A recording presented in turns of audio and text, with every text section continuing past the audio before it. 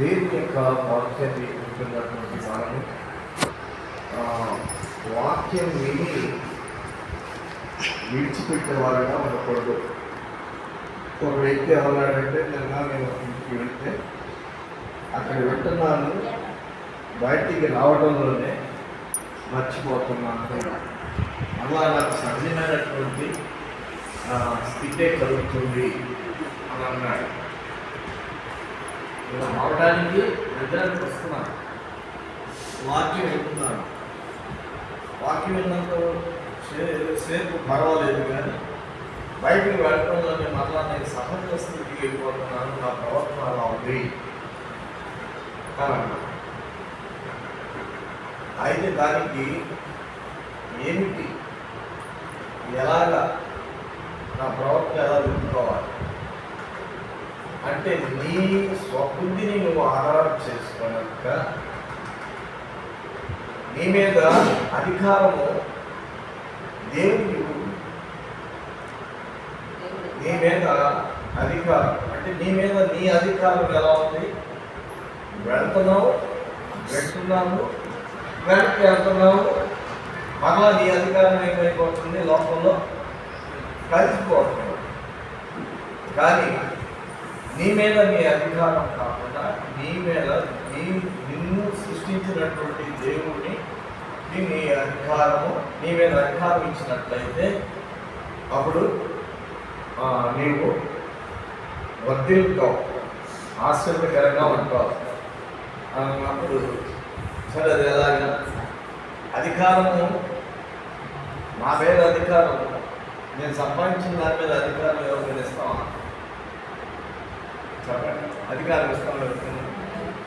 మన సంపాదన మీద అధికారం ఎవరు మీద ఇస్తావా? ఏమో మనస్సు రాదు, కానీ మన మీద అధికారం ఎవరికి ఇస్తాం? అంటే మనకు అవగాహన కావాలి. నిజంగా సృష్టికర్త ఉన్నారు, సృష్టికి కర్త ఉన్నారు, సృష్టించినటువంటి దేవుడు వీటన్నిటినీ కూడా నిర్మాణం చేశాడు ఆయన జ్ఞానంతో. ఆయన జ్ఞానంతో భూమిని స్థాపించను, సృజించను అని రాయబడింది. ఆకాశ నక్షత్రాలు, సూర్యచంద్రులు, ఆకాశ విశాలము, ఒక నక్షత్రానికి ఉన్నటువంటి ఆ యొక్క ఎడబాబు ఎంత ఉందో ఆ లెక్క ఎవరు వేయగలరంటే దేవుడికి ఒక్కటికే ఆ మ్యాథమెటిక్స్ తెలుసు. భూమి మీద ఎవరికి ఆ లెక్కలు తెలియదు. కనుక అంత సర్వజ్ఞాని అయినటువంటి ఆయనకి నీ మీద అధికారం ఇవ్వగలిగినప్పుడు ఆయన నేను చక్కగా, ఎందుకంటే నిన్ను ప్రేమించాడు కనుక నేను చక్కగా దిద్దగలడు, చక్కగా నేను చేయగలడు. నీలో నీవున్నావు కనుక, నీలో నీ మనసు ఉంది కనుక అప్పుడు నువ్వేంటంటే బయటికి వెళ్తే బయట అంటే వెల్లి పుల్లలాగా ఉన్నావు. వెల్లి పుల్ల ఎలా ఉంది? ఒక గాలికి వెల్లి పుల్ల ఎటు గాలి వెళ్తే అటు వెళ్ళిపోతున్నాం. అలా ఉంది మన భక్తి. మన భక్తి ఎలా ఉందంటే, ప్రార్థన వచ్చినప్పుడు చక్కగా మా దేవుని వాటిలో చక్కగా ఉంది, ఇలా నేను స్థిరపడిపోవాలి, ఇలా పోవాలి అనే ఆలోచన నీకు వస్తుంది. కానీ మరలా లోక వాతావరణం చూడగానే ఏమైపోతుందంటే అట్లా వంగిపోతున్నాం, అటు ఇటు వెల్లుపుల్ల వల్లే వంగిపోతున్నాం. అలా ఉండకూడదు అని దేవుని వాక్యం ఉంది. వాక్యం ఏం చెప్పాడంటే, బండ మీద వేసిన పునాది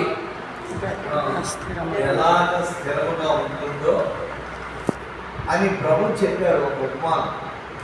మన భక్తి విధానం ఎలా ఉండాలంటే, నేను పెడుతున్న వాక్యం నీ హృదయంలో ఎలా ఉండాలంటే, ఒక బండ మీద ఒక పునాది వేసిన పిల్లలు ఎలాగా నిలబడుతుందో అలాగ మన పునాది నిలవాలి. ఎప్పుడైతే భక్తికి పునాదిని హృదయంలో పడిందో దాని మీద ఒక కట్టుబడి కట్టడానికి అవకాశము ఉన్నది. అండి రెల్లు పుల్ల మీద నువ్వు ఏ కట్టడం నిలబెడతావు? ఏది నిలబెట్టలేవు. రెల్లు పుల్ల అటు ఉంటుంది ఇటు ఉంటుంది, గాలికి వంగిపోయే రెల్లు పుల్ల లాంటి బట్టి మనకి ఉండకూడదు. అంటే ఒక స్థిరమైన పునాది బండ మీద వేయాలి. ప్రభు చెప్పారు, ఇసుక మీద వేసినటువంటి పునాది అది పడిపోతుంది, ఎందుకంటే కష్టంలో బలము లేదు అని. కనుక మన యొక్క భక్తి యొక్క పునాది ఎలా ఉండాలి? నా తల్లి వచ్చినప్పుడు నేను చెప్పాను, అయ్యా మేము వచ్చేసాను, నేను చాలా సంతోషపడ్డాను. అంటే భయపడుతున్నారు దేవునికి భయపడుతున్నాం. దేవునికి భయపడి ముందుగానే వచ్చారు. పాల్గొంట 2 నిమిషాలు ముందే వచ్చేసారు. అంత చక్కగా హృదయంలో ఆ మాట పనిచేసింది. క్రమానికి కట్టుబడి, నీతికి కట్టుబడి, న్యాయానికి కట్టుబడి, నిబంధనకి కట్టుబడి, చట్టానికి కట్టుబడి, అదే కదండి, కట్టడికి కట్టుబడి. కట్టుబడి ఉండడం వలన ఏమవుతుందండి? కట్టుబడి ఉండడం వల్ల ఏమవుతుంది? క్రమం వస్తుంది. క్రమం లేని జాతి నశించిపోతుంది అని ఉంది. కట్టుబడి ఉన్నవాడు, ఒక క్రమానికి కట్టుబడి ఉన్నవాడు నీతియుక్తమైనటువంటి పునాదిని వేయగలుగుతారు. కనుక